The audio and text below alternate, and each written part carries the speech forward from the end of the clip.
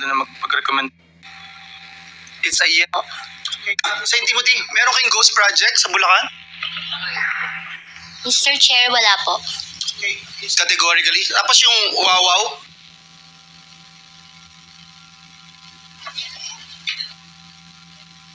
Good morning po. Yeah. Can you answer yes or no? Ghost project? Can you turn on the microphone, please?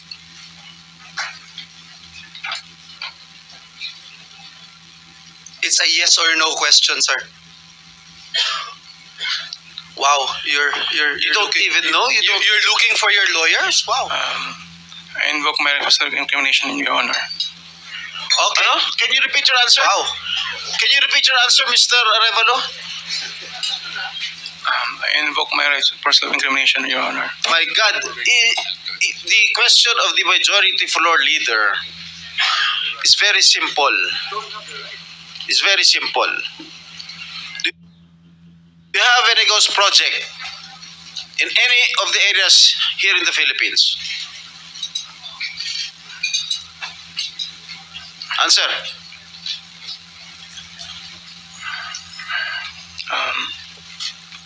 Dahil may mga usapin po na kakasuhan yung mga contractor ng DPWH po at parte ng ulat ng Senado na magpag-rekomenda ng paghahain ng kaso laban sa resource person, ang payo ng aking mga abogado ay huwag magsalita sa panahon na ito dahil anumang pahayag ko sa pagsisiyasat. Sino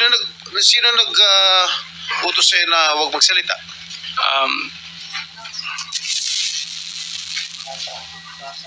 Sino? May binabasa ka ba? Ginawa ko po, Your Honor.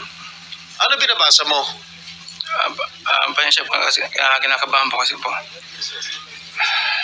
It is only answerable by yes or no, Mr. Arevalo. Is there any ghost projects of Wawaw Builders? This is what I discovered, and the former secretary confirmed during the first hearing that there indeed are ghost projects. Bine-verify pa po namin, Your Honor, ang ano kung meron po. Ano ka ba sa Wawaw? Are you the owner? Yes po, Your And Honor. you should know. Majority Leader, it's your time, ha? Yes, Mr. Chairman. I'm just disappointed, Mr. Chairman, kasi pambihira ka, sasagot ka ng ganyan, ghost project.